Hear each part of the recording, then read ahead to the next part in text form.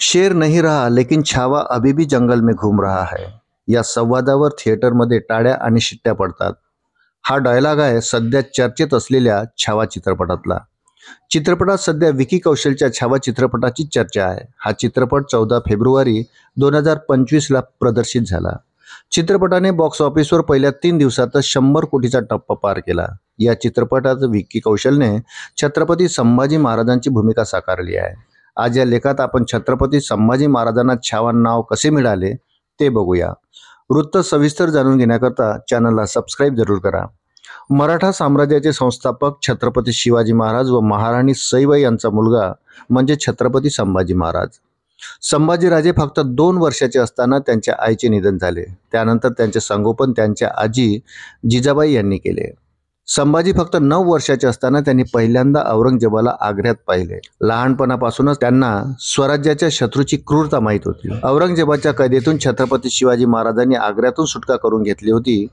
तेव्हा संभाजीराजे त्यांच्यासोबत होते. त्यावेळी शिवाजी महाराजांनी आपल्या मुलाला मथुरा येथील एका मराठी कुटुंबात सोडले व त्याच्या मृत्यूची अफवा पसरवली. काही दिवसांनी संभाजी महाराज महाराष्ट्रात आले. संभाजीराजे नेहमीच आक्रमक होते. छत्रपती शिवाजी महाराजांचे निधन झाले तेव्हा संभाजी महाराज पन्हाळा किल्ल्यात होते. त्यावेळी रायगडमधील शिवाजी महाराजांच्या मंत्र्यांनी आणि सरदारांनी संभाजी महाराजांचा सावत्र भाऊ राजाराम याला छत्रपती बनवण्याचा निर्णय घेतला होता. जेव्हा मराठा सेनापती हंबीरराव मोहिते यांना हे कळलं तेव्हा त्यांनी संभाजी महाराजांना पन्हाळा किल्ल्यातून सोडवले. मोहितेच्या मदतीने संभाजींनी रायगड किल्ला जिंकला आणि राजाराम, त्यांची आई आणि इतर अनेकांना कैद केले. यानंतर 1680 मध्ये संभाजी महाराज छत्रपती म्हणून मराठा गादीवर बसले.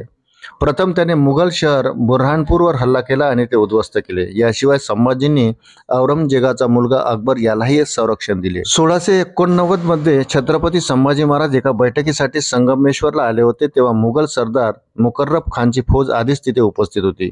मुघल सैन्याने संभाजीवर हल्ला केला. या हल्ल्यात अनेक लोक मृत्युमुखी पडले आणि संभाजी महाराज आणि त्यांचे मंत्री कवी कलश यांना तुरुंगात टाकण्यात आले. छत्रपती संभाजी महाराज आणि त्यांच्या मंत्र्याला कैद करून बहादूरगडला नेण्यात आले. तिथे त्याला 40 दिवस मानसिक आणि शारीरिक छळ करण्यात आला.